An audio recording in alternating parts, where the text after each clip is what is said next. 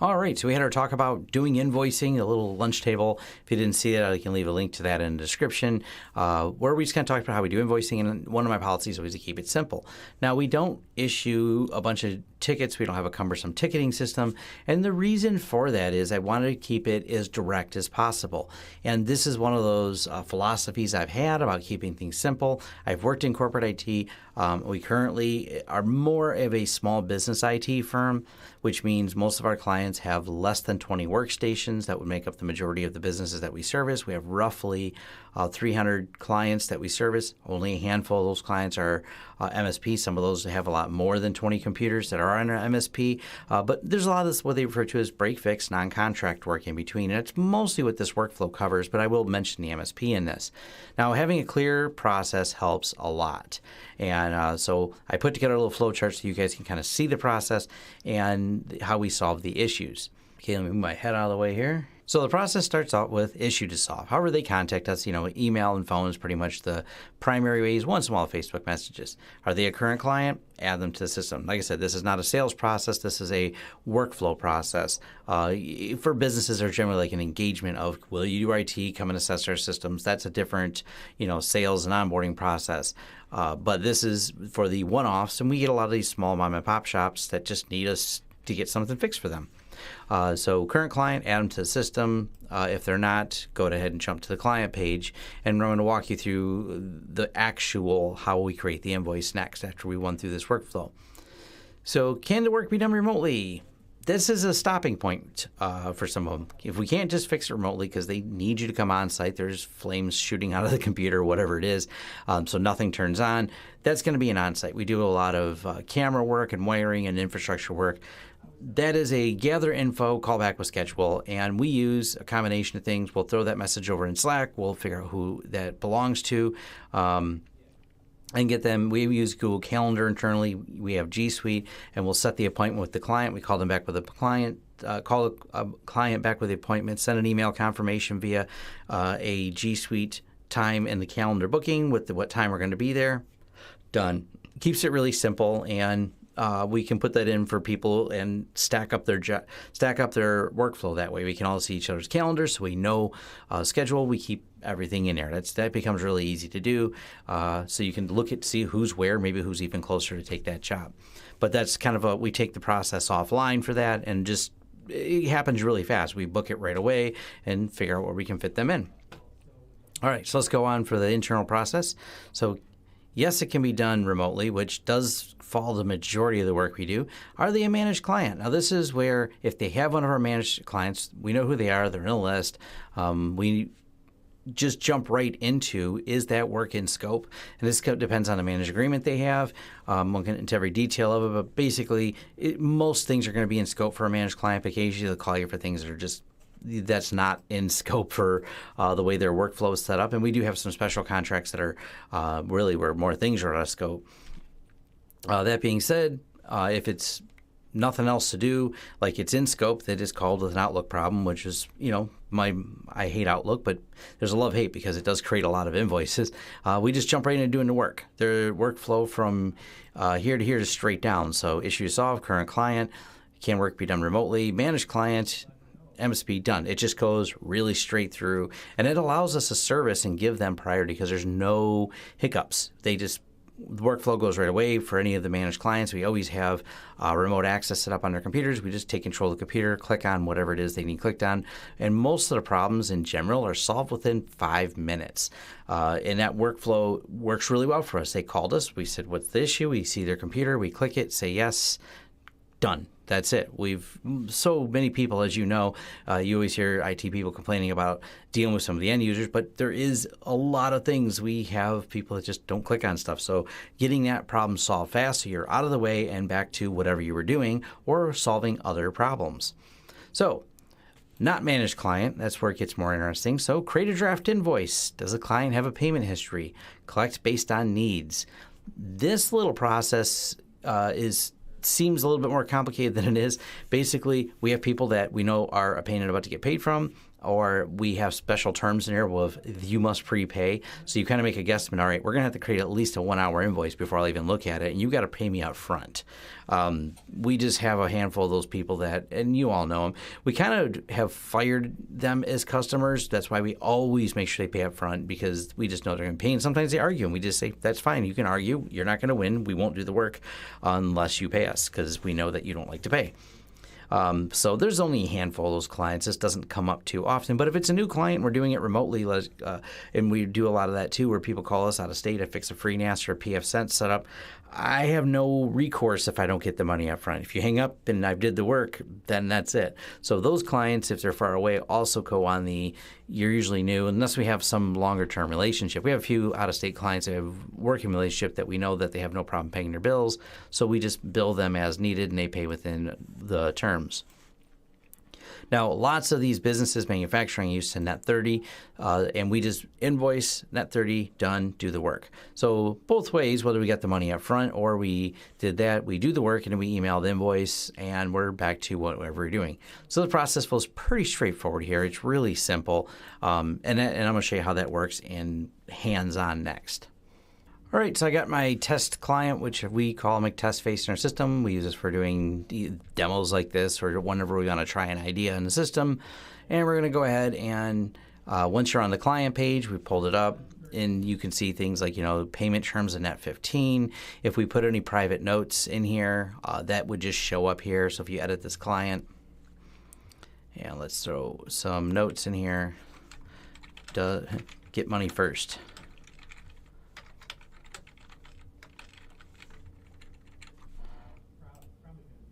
And we can set them to like net 0, save. You can see get money first shows up right here. So if there's some of those notes, those may go in some of the client files. Those are important, but these are ways we can right away say, okay, this is, a client that we know we got to collect from ahead of time.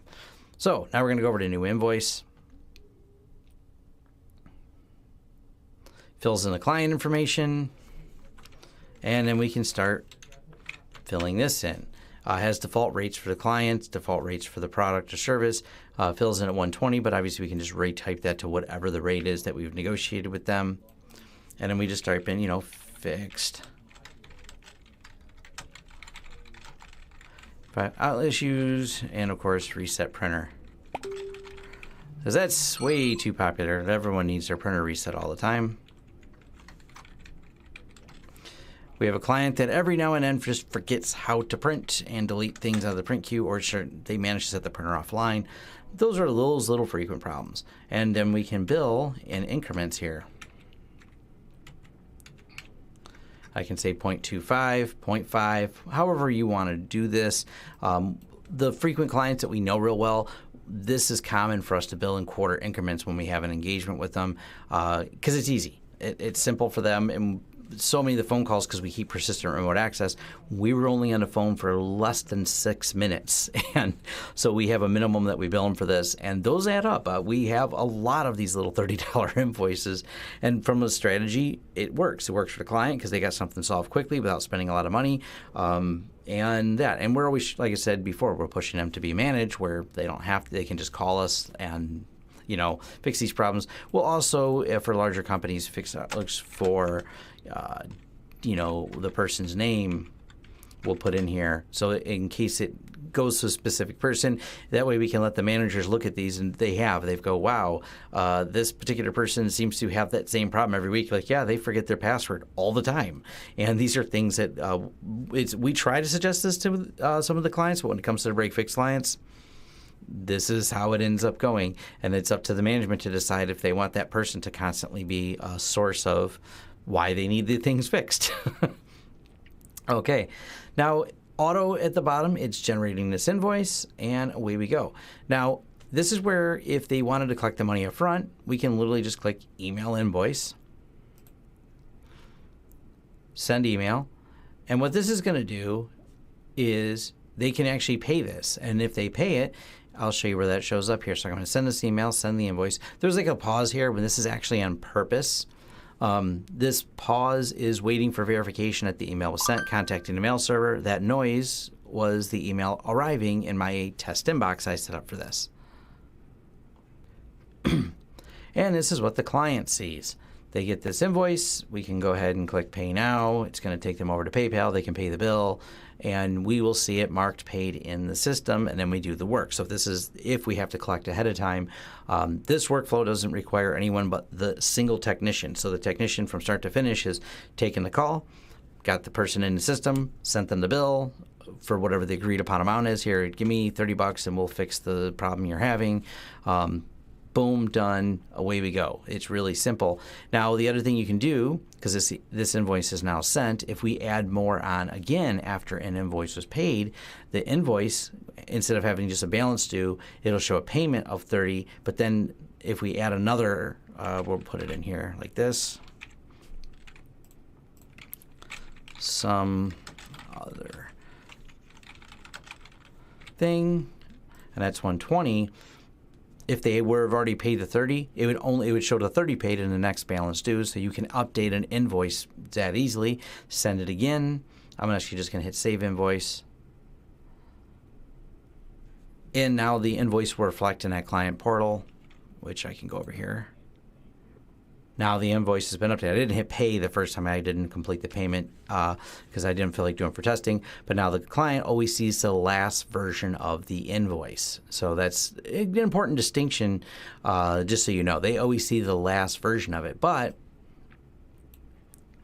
one thing you can do here is you can view an invoice history and see each version of this invoice. So as we've been going through and saving it while we were working, here's the one we have here, and here's the latest one. And because I hit email in between, it also has the updated ones for each time. So you can look at the different versions of the invoice if you need to go back on there.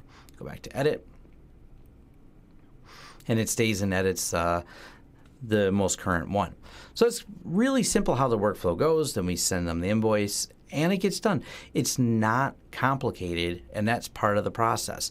This creates a very quick flow of then the and the invoice gets paid right away. And let me just kind of show you how the client can view that. So we go back over here to View Client, and well, let's actually mark the invoice pages so you can see what it looks like.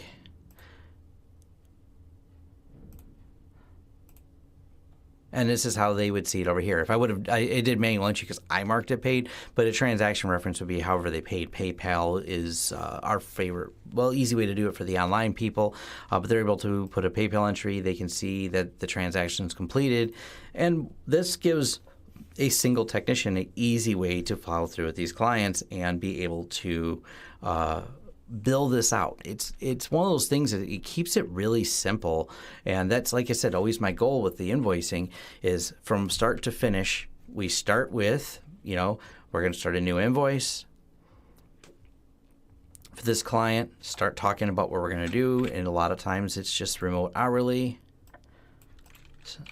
Start putting some stuff in. We save it as draft. This is the most common workflow that we have. And then we just solve the problem and type in what we did. Email invoice, done. You can see how that workflow done. This allows us to generate invoices rather fast. It's effective. And the only thing that we do a little bit different probably is for a workflow is when we create these invoices, we're going to leave them as draft for a little while, because if you think you solved the problem because the person says, oh, you fixed it, you clicked on it, we will hold off on emailing the invoice. This is for our clients that we have regular engagements with. We may hold off on emailing it for about an hour or so, and Invoicing actually makes this really easy because you can go over here to invoices and look at the draft invoice list and then hit send on all the draft ones once you know they're complete. But usually the technicians take care of it themselves. I usually just wait. You already know how that goes. You hang up the phone, and then the phone rings like 2 minutes later. Oh, I have one more question. We'll kind of just keep the clock running on that. Now, the way we get them connected is we use Screen Connect. And we have that right on our site. So they go here, click on remote support, get started. But for all the managed clients or clients that we keep regular engagements with, we have a self-hosted version of Screen Connect, and we just leave them connected. And it's generally our rule to leave unless the client implicit requests it, we leave the remote sessions on there. We're clear about it. We're going to leave a remote tool on there. It logs and has a journal for all the times that people are connected. But it's like I said, it's really simple, that workflow for us for doing invoicing, getting people connected. And a lot of times we'll even make sure they get connected before we start the whole session. And I think I can pull this up in Screen Connect. So when we're in Screen Connect, and I filtered out and have to blur out some of the details of the client here, but what you're seeing is we know who's logged in, and this is the server for one of our business clients. We know what version of server they're running. We know the details of the processor. A lot of times we will have people get connected right away. And the reason for them getting connected is this just answers a bunch of questions for us right away. I have it blurred out, but you can even see the BIOS serial number. We can see the service tag on like this Dell server.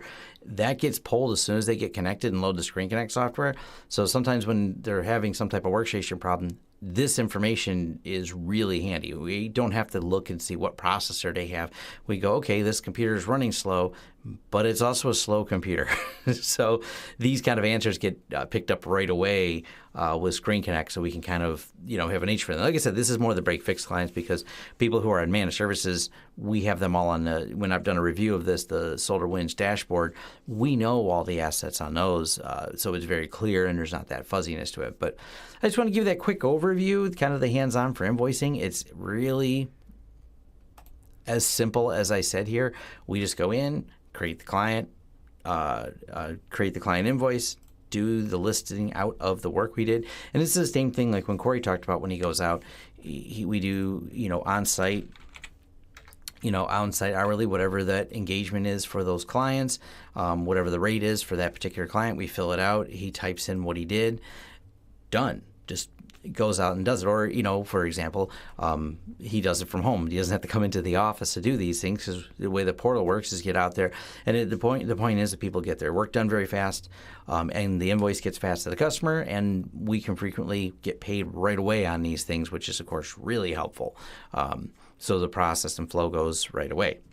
So hopefully this was helpful and gives you kind of an idea of how we work internally and why we don't fill out really convoluted ticket systems.